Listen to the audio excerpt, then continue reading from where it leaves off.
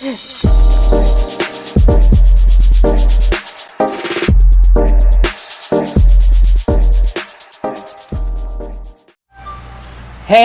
what's up, everybody? This is your boy Kenny, and this is Star Season 3, Episode 3, and the name of this episode is A Family Affair. This was a really good episode, and yeah, things are just going to get crazy from this point on, so let me begin. So, the episode opens up, we see that, Gravity Records is now becoming the new face because they see that they're taking down all the Midtown stuff and putting up Gravity Records and stuff, So Gravity Records is official, but the person that everybody wants to talk to is Carlotta, because Carlotta did release, that Madonna track, early. It's supposed to have been on the contract of that new movie, but the music right now is getting all the attention, and Carlotta's being interviewed by this lady, and we see that Mateo is in his feelings because Carlotta's getting all the attention. Even though she's building his business and helping to establish him, he still is looking for a way to take her down because his ego is so up the roof. He ain't liking the fact that this woman is getting more notoriety and getting more publicity than he's getting. Then we also get a clip with her helping Andy because, Andy was like, he went to go see his parents, he just couldn't stay away, he had to come back or whatever, but she gave him some more money and she told him, like, look, you need to get the hell out of here because it's the only way that you're safe because Cassie knows that you're here. And he was like, I'm sorry about what happened with High. She's like, don't, ain't no need for us even going down that road, but get this and get out of here and stay gone this time. So then we also get a scene between Noah and his father because, his dad is staying with him. Him and his father going back and forth or whatever, and his father's telling him that, do you think this is a good idea? You signing with Gravity Records and everything, because here it is, they want you to do a movie and do all this publicity and stuff. They're gonna be taking you away from music, and music was always your first love. All this extra shit is just a distraction, and you need to focus on what you need to do. And then like that damn Noah's like, man, what the hell you know anyway with your gay ass? And I was like, yo, Noah, yeah, we know your father wanted the kids, but your father will still beat your ass because your father don't seem like the type that's just gonna sit down and just let you keep on throwing jabs and being disrespectful. He says that, yeah, I may be gay, but this gay person will still knock you out and take you out of this world, boy. Don't you ever disrespect me like that. And he's like, man, whatever, And we just seen like, throughout this whole episode, Noah has been having a lot of these, has been having this real power struggle between him and his father, and it's interesting how it all changes throughout the episode. But yeah, Noah is still upset because his father abandoned him when he was a kid. Once his father discovered that he was gay, he just left his mom. He just left him and his mother, and his mother ended up becoming an alcoholic due to that. So he has a lot of anger and a lot of resentment towards his dad. And throughout this episode, we see it going through changes. Then we actually see that Cassie is rolling around in bed with this white guy. We come to find out this is like an old fling that she's had, throughout the years. His name is Zandon. And Zandon is filthy rich, but he's a criminal, and he runs a criminal operation. That's where she got the money to get, the Club Karma, which is going to be. And the thing about it, Carlotta has set up a contract with Karma where they can showcase their artists there, and they have a contract where they can, like, all the artists from Gravity Records can actually have a showcase at the Karma Club, and like all the top industry people will be in attendance. So little does she know that Cassie owns the club. But then we see that Xandon and Cassie have this very interesting relationship, because it even gets to the point where he even puts his hands around Cassie's neck and somewhat kind of gives that pressure, like, yo, I wouldn't trust this motherfucker as far as I can throw him, Cassie. Because, yeah, he's doing all this for you, but trust and believe he going to want something in return. But then she's trying to say that I'm trying to go straight. You know, I'm tired of all this. I'm tired of doing all this crime shit. I'm trying to leave that behind me. This, you know, this Karma nightclub can be my gateway to a better life and away from all that criminal shit. But she says that, but I only have one criminal thing to do, and that's deal with that munchkin ass Andy. So soon as I deal with that ass, then I want to be legit and I want to be straight. And he says, okay, I got you. So we see that we also get a scene where Take 3 is doing this photo shoot, and the photo shoot looked great, and that's the thumbnail to this video. We see that Simone gets word that Mateo wants to see her in his office, and we also see that Jackson is on the set, and he's pretty much kind of being very protective, saying that, are you sure you're okay doing all this? I mean, now that you're pregnant, I mean, you sure you should be working and all of this? And Star's like, look, I got this under control. I'm good. Everything's fine. And you can kind of see that they kind of rekindled, you know, their interest in each other. But, you know, we know how Star is. Star is very, she's very determined, and she don't like it when somebody tries to control her. So we're going to see how that's going to work out with her and Jackson. So we see that when, you know, the person that was doing the interview with Carlotta, we come to find out that Mateo actually knows her. And Mateo pretty much has a meeting with her in the office or whatever. And he pretty much lets her know that, look, you know, I come from Cuba. I came from nothing. And here it is, I got myself in Ivy League school, and even though I failed a few times, but I made something of myself, and I made a company that is known around the world. You should be interviewing me and not Carlotta. And pretty much old girl was like, well, I can change the narrative of the interview, but what's in it for me? So I was like, and then the funny thing about it, Simone saw this outside of the door, seeing him messing around with this reporter woman. Now, Simone actually knows he's married, because on the way to his office, she runs into Mateo's wife, and Mateo's wife gives her the news that, look, we liked your enthusiasm and we liked your drive, and you got the part. You're gonna be the star of the movie, of this new movie with Noah. So here it is, Simone could be a movie star. So it's a big break for her. But seeing that happen, you know, after she saw, you know, him rolling around with the reporter, and it comes to find out there's some history there between them, and, you know, the wife knows about it.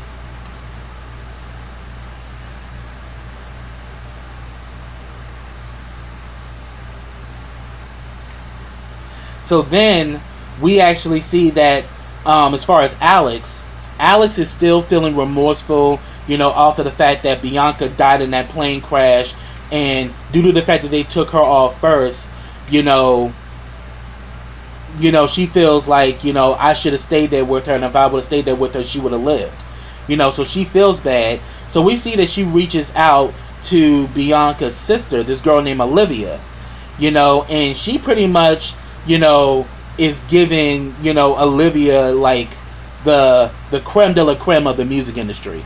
She is like, she picked her up in a Hummer. She's going to different, you know, events and stuff, and homegirl is feeling it, you know. And then, you know, later on, you know, Olivia starts talking about how Bianca's death has affected their family, you know, how their mom won't even discuss it. She just shuts down, you know, and it's been taking a toll. She's like, it's taking a toll on all of us. And Alex begins to reveal, yeah, it's been taking a toll on me too. And that's when, and then later on she reveals how she knew Bianca, that they were both sitting next to each other on the plane, and when the plane went down, they both held hands, and when the plane crashed, they pulled Alex from the wreckage, and they left her there. And she was like, yeah, they pulled you because you're Alex Crane. But then she starts going in like, I can't believe this. You brought me here knowing you had this, so what? You just brought me around so you can feel good about yourself and for you to feel comfort when my family's still going through it? My sister died because of you. And I'm like, bitch, it was not her fault. She didn't cause the plane crash. You know, Alex could have died in that crash just like she did. But it just so happens the rescue team got Alex, and Bianca was actually trapped under the seat. So it was like, at the end of the day, the same situation could have happened regardless whether she was Alex Crane or not. The same situation could have happened because her injuries was far worse than Bianca's injuries was far more worse than Alex's. So the fact that bitch did that shit really pissed me off. But then we see later on, she goes to meet with Olivia at her, I think it was like her hotel room or whatever, and tell me why the hell this bitch is playing her music when Alex gets there, and Alex hears that she has a great voice, and she's like, you know, I really want to help you and everything. And we see that later on they go to this event at the Karma nightclub, and I'm gonna get to that shit. But we see that she's there with Derek, and we see that how the way she hugged Derek and everything. Alice peeped it too, that yo, I think something is definitely up with Olivia, so I don't trust this bitch as far as I can throw her, and I think she's definitely in it to get into the industry, because she pretty much says that, well, you know, Bianca used to always say she loved my singing, and it's like I've been singing more since she died. I ain't falling for that shit at all. So I don't trust Olivia's ass, and I think Olivia got ulterior motives, and I even think that Derek is even peeping her ass, because not only did Alice peep how she kind of hugged Derek way too long, but then all of a sudden they start dancing. She's like, oh, this is my song, and they start dancing or whatever, and then the way she starts kind of, you know, getting all close to Alex, he's even kind of peeping it like, oh, she trying to get at my girl? And definitely I'm gonna tap into Derek in a minute, but yeah, we definitely saw that go down. Yeah, because I don't trust no girl for shit. Now I'm about to talk about Derek. So okay, so we see that Derek has a moment with Miss Ruby. Miss Ruby is still shooken up and is still, you know, she's still on edge after being sexually assaulted by this guy, and she pretty much, you know, Derek says that, look, do you have any more information about this guy? She was saying that, you know, as much as I wanted to forget that bastard, I could hear his breath, I could smell his breath, and I could feel him on top of me, and, you know, I just want that son of a bitch. I just wish I would have killed that son of a bitch. But then she said that one thing that she noticed is that he had a brand on his arm like BC, you know. So he's probably a part of like a gang or some type of affiliation, but he was branded. So that's some information that Derek remembered. And we see at that scene when they were at the Karma nightclub, he saw a dude there with the BC, but it wasn't Old Boy. But Old Boy makes an appearance, and I'm gonna get to that. But we see that Derek goes to the club looking for this dude, but he never gets a chance to get to him. But definitely Derek's on the lookout to find out who hurt his grandmother, and he ready. So I'm like, yeah, I'm ready for you to take out this nigga, because that nigga's a piece of shit, and he's a disgusting waste of a human being. Because if you disrespect our elders like that, in my opinion, you don't deserve to live. You know, because our elders are supposed to be protected and cared for by the younger generation. They're not supposed to be raped and pillaged and hurt, you know. And it's just I'm ready for Derek to take his ass out. Or who knows, it may be somebody else who may take him out once to get a wind about what he did. But I'm going to get to that. So then we see that Noah is at home with his father grilling outside or whatever. And then all of a sudden he sees Mateo comes up and he pretty much tells his father, keep your mouth shut and don't say nothing that'll make you look stupid. So, because Noah is just kind of had it over with his dad. So what Mateo does is that Mateo comes over with this nice ass sports car, pretty much comes in there with a new contract for him to sign, but then he was like, well, in this contract it says that he says that I own all the rights to my music. Why isn't that in the contract? He says, oh, we'll come to that later. Just after the first album, we'll come back and visit that. And then he just kind of throws the keys to him. But his father was saying that, look, what are you going to say yes to? You going to say yes to the money, or you going to say yes to your music? And it's like, and the thing about it with, the thing is with Carlotta, he always owned the rights to his music when she was negotiating his contracts, and that's something that Carlotta would not have done. But Mateo is trying to diminish Carlotta's, power in the company. So he pretty much is trying to take over. It's like, yeah, well, we'll talk about that later, but here's the contract. You got the movie coming out. You got this, you got that. It's about to be your world, Noah. So Noah is kind of on the fence as to what he's going to do. And we actually see that later on, he, Maurice, old slimy ass, tries to talk to him again, trying to get him to sign with them, and that he'll have more control of his career and have more say-so into his music. And, they talking all that big game, but, what are they really going to do for you? And are they really going to make things happen for you? And then Carlotta comes in there, is like, you know what, you need to take your messy ass on somewhere, because you ain't nothing but fucking trouble. And he was like, yo, at the end of the day, I'll let you know what our deal is, what you gonna do. And he pretty much says, I'm Team Carlotta all the way. Just shut Maurice ass down. And I was like, that was good. But then things changed later, and I'm gonna get to that as well. Yeah, because even after Mateo left and he gave, Noah the keys to that car, his father was like, well, it seems to me you might need to get you a pair of tap shoes to go along with it. I was like, damn, his father's a fucking mess, but his father has some truth to what he's saying. But he ain't trying to hear his damn dad, because he still got a lot of anger built up over the fact that he abandoned him.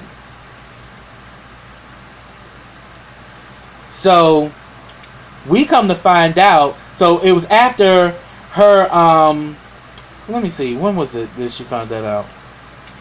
So, we actually get that scene where, Carlotta is going through the Karma Club, because this is where she did the deal where they can showcase, acts from Gravity Records. She comes to find out that Cassie's the owner of the fucking club. And she's like, where you get that damn kind of money from? Because you know damn well you're not an honest bitch. And of course, there's this big sister rivalry going on. And it kind of reminds me of, the rivalry that Olivia de Havilland had with her sister Joan Fontaine. They were both A-list actresses, back in the, the 1930s and 40s, and they did not like each other, and they were constantly in competition with each other. And we're seeing the same thing with Cassie and Carlotta. They are in steep competition, and Cassie's like, well, you mad because I made a boss move and now I'm winning, and you ain't shit you can do about it, bitch. You need to step your game up. Like, here it is, you up here trying to act like you a boss, but it seems to me that you just a person on a label, working for the plantation.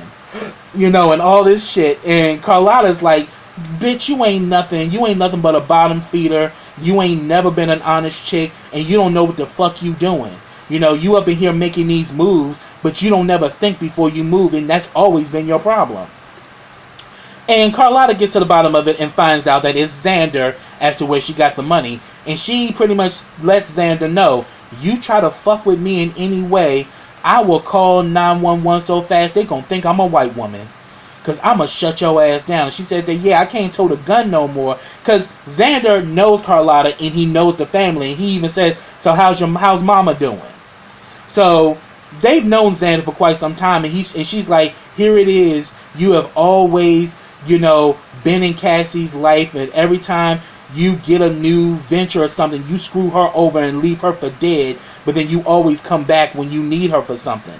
So she's already peeping on the fact that Cassie's getting used, even though Cassie thinks she making boss moves. She's literally sealing her own fate. And I think that what's probably going to end up happening is that Carlotta is going to be the one that's going to end up saving Cassie, because Cassie's doing the fucking most. But she literally threatened Xander and said that, you come for my family in any way, I'm gonna fuck you up. So we saw that go down. And then we also see at Jalen's birthday party, Cotton's son, Cassie comes in there and they get into it again, going back and forth and everything. And then we see that Jalen's bad, because we saw in last season that Jalen's bad as hell. And one of the women's is like, see, Cotton need to, step up her black woman, whoop that little boy's ass. And we see that he had took Carlotta's phone, and when she saw him with it, she grabbed him up. She says, you better not have broke this phone, little boy. You hear me? He's like, I didn't do it. He's like, yo, you better leave. You better not mess with this phone. And I better not. And like anything's erased, boy, you gonna get it. And Cotton's like, don't do that to him. You don't have to come at him like that. And then also Carlotta and Cassie got into another fight at the party, and Cotton is kind of caught in the middle. She's like, what's going on? Why is it that you two keep fighting each other? What is it? I'm like, because she's like, I invited her here because, she's been here for me, and she's also helped me to find out what happened to Hael. And we see that Carlotta is not saying anything because she knows the truth, and she just doesn't want to hurt Cotton. But at the end of the day, you're not doing Cotton any favors by keeping the secret from her.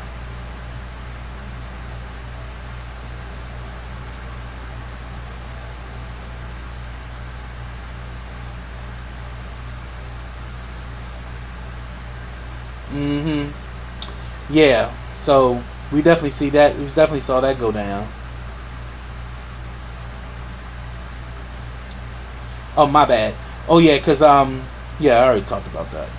Okay, so then we actually see that Simone and Star have a moment. Simone lets her know that she got the lead in the movie. Star actually is happy for her. She says, I'm really happy for you. You're going to be a movie star, and I know you're going to do great at it.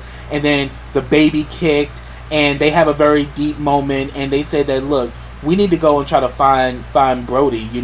We need a father in this dysfunctional family. So she's really happy, about becoming a mother, and she wants to reach out to her father.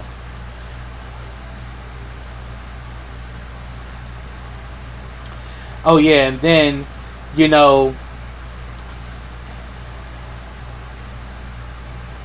so then we see that after Noah has that whole thing between Maurice and Carlotta, he has a conversation with his father. And his father is like, I thank you for everything, but I found me a place. All I need is the money, so I can get things started, just trying to find my way. Oh, Noah flipped the fuck out. He's like, oh, so that's the reason why you brought your black ass back here. You wanted money from me. You know what? Here, take 100, take 200. Matter of fact, take a fucking 1,000 and just threw money at his dad. He's like, boy, I will beat the brakes off your ass. Don't you ever fucking disrespect me like that. He says, you know what? You can get the fuck out of my house. I'm done with your ass. And I was like, man, shit just going crazy. But yeah, what ended up happening, what I was going to mention is that how Carlotta found out Cassie was the owner of Karma was when she was doing a tour there with Noah. And that's when Cassie kind of steps out of nowhere. It's like, I'm the owner, just stunting. But I'm like, bitch, you don't even realize that you're actually being used. And from the looks of Xander is not going to be nothing but disaster for her. So then we actually later on see that he finally does sit down with his father, and Noah finally sits down with his father, and his father explains, I was wrong for what I did to you. The way I left was wrong, but I didn't even know who I was. I had no idea I had no idea who I was as a man.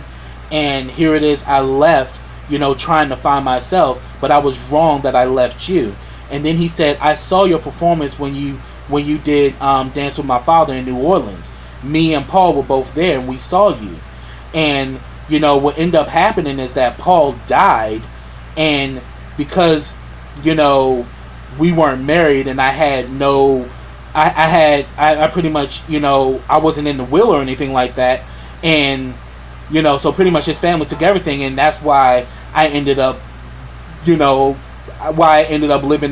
in my car. That's what happened. Paul died, but the last thing that Paul told me is that he made me promise him that I will come out and make it right with you. So then we actually but then he pretty much has this conversation, and he pretty much says that, I'm proud of you. And he says that, look, I'm really proud of you, son. And I'm really happy for what you've become. Because he says that you knew who you were coming out. I didn't. You were far more stronger than I was. And we see that they have that heart-to-heart moment. But then he pretty much tells him that, look, when it comes down to this deal, you have a choice to choose either fame or freedom. Which one do you want to choose?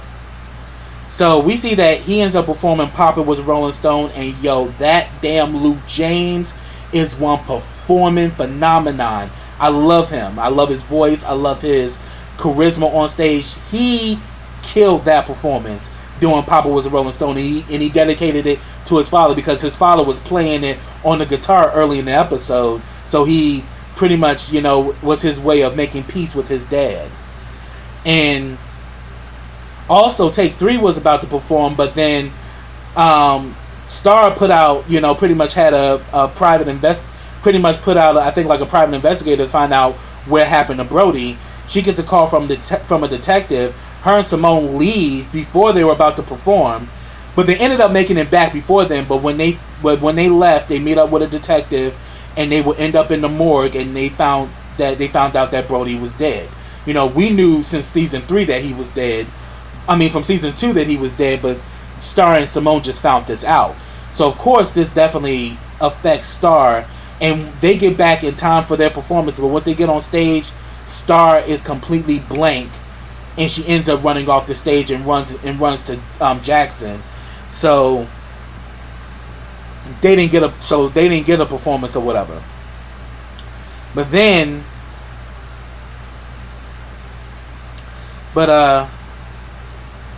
yeah, and the funny thing about it, they found out this information while Noah was performing Papa Was a Rolling Stone. And I was like, how ironic. He's performing in a song in celebration of his father, and here it is, Star and Simone just lost their father. Even though he wasn't technically Simone's father, but he was the only dad Simone knew, so that was her daddy too.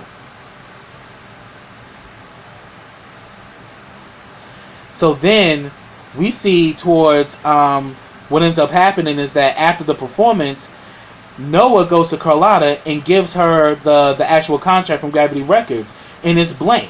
And he said that, look, I'm at this point now where I want to be independent, I want to do my own thing, and Mateo is just another motherfucker who's going to be trying to control me. Here it is, he's going to tell me that I don't have rights to my music, and that I can wait on the next album. He's like, I'm done playing these games with the labels. Like, I want to be independent, and I want to be my own person, and that's why I'm signing with Cassie and Maurice. And then we see Cassie standing over there like, gotcha, bitch. And it's like, it really pisses Carlotta off, because it's like, first of all, bitch, you're not only coming from my business, but then you're going to take my top artists from the label and get them to sign under you. And this was supposed to have been the highlight of Carlotta's career, and it literally went into the twos, because the two of them started going back and forth, and Cassie's like, yeah, now you realize it's my time now, and ain't nothing you can do about it, bitch. And next thing you know, she punches the shit out of Cassie. They start going back and forth. She rips off Carlotta's wig. They rolling around on the floor. And this is supposed to be her big night. and the reporter lady's there too to continue to do her story. But Carlotta was mad as hell, and then all of a sudden the reporter is like recording it on her phone. She's like, "Get that damn camera out of my face!" And she's like, "I'ma kill you! I'ma kill you!" So it's like, damn. So it's like Carlotta is literally about to take a nosedive, and Mateo is also at the hand of this shit too. And I want her to fuck Mateo up, because Mateo's a piece of shit. And Simone finds this out too, because here it is, she meets up with Mateo's wife at Karma, and she tells her that she saw Mateo rolling around on the couch with the reporter. And then all of a sudden, old girl was like, "Now here you go starting some bullshit. Why the hell do you feel you need to keep sucking up to that family? You're established now. Why do you feel that you have to keep living up to their standards?" So I'm thinking, wow, there's some history with him and old girl, and that she comes from this well-established family, and they probably helped him, years ago. So here it is, he feels he still needs to suck up to them, and still needs to kind of, shuffle for him. And then next she saw that Mateo and his wife kissed, and Simone was like, "Here it is, I just told you your husband did some foul shit to you, and yet you embrace him," not knowing their arrangement that they have an open marriage. So after that, we actually see that Star and Jackson have a moment, and Star got to the point where she was like, "Why do you feel you need to tell me what to do all the time? What's going on with you?" And I think it's because he's trying to be protective of his baby, and he's happy that he's about to be a father. But Star is still kind of resistant to that, and even more so because she just lost her dad, and now you got Jackson trying to kind of reminding her of that daddy role. But then next thing you know, she ends up stripping, and because she's pregnant, her hormones are raging. So her and Jackson got it in. And then we also saw that Cotton and Carlotta had a moment where, because she definitely found out about them fighting in the club, and she's like, "What is going on with you and Aunt Cassie that y'all keep fighting? What's going on?" She says that she's not the person that you think she is. And she's like, "Well, won't you tell me?" And I'm like, she could have easily ruined Cassie just like that. But she said, "Let's just go home." Because she doesn't want to break Cotton's heart, because Cotton loves her aunt. And then we get a scene with Xandon and Cassie. He wants to run some money through Cassie's club, and Cassie's like, "Look, I told you I'm going legit." He says that, "Well, after this you'll be going legit. But yeah, I'm gonna be running some money through here, and I want you to keep it clean." And then Cassie's like, "Yeah, I finally got my victory. I got Carlotta's top artist. I got this club. Now I'm gonna be something I'm gonna be big now." But then she comes to find out that she's still in that criminal shit, because Xandon wants to run dirty money through her club.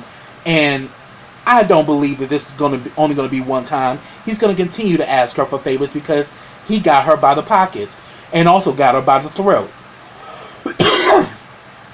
So after that happens, we see some goon come up in there with Andy, and we look at old boy and we realize that's the motherfucker that raped Miss Ruby, and he got the BC brand on his arm, and he's like, "They call me Mike." And I'm like, so you show right there that motherfucker ain't right in his damn head. What, one Mike wasn't enough, motherfucker? And then we see that he got Andy tied up. So he's a new dude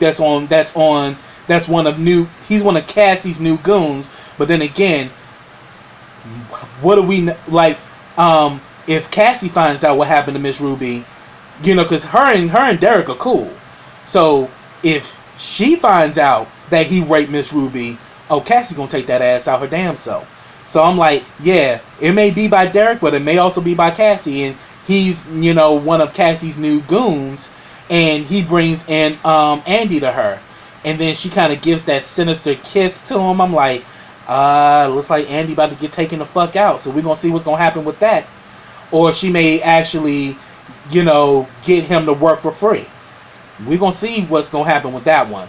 But that's where the episode ended. So yeah, we saw that disgusting piece of shit is now working for Cassie, and I can't wait for his ass to get taken the fuck out of here with his nasty, disgusting, trifling black ass. Alright, that's what I have, y'all. If I missed anything, put it down in the comments. I'd love to hear from you. But subscribe to my channel. Click that bell to get notifications every time I drop a video. Also, follow me on all of my social networks. I have them all listed in the description box. Also, like this video, comment on this video, and share this video. And I'll be back with the next episode of Star. So until next time, everybody, take care.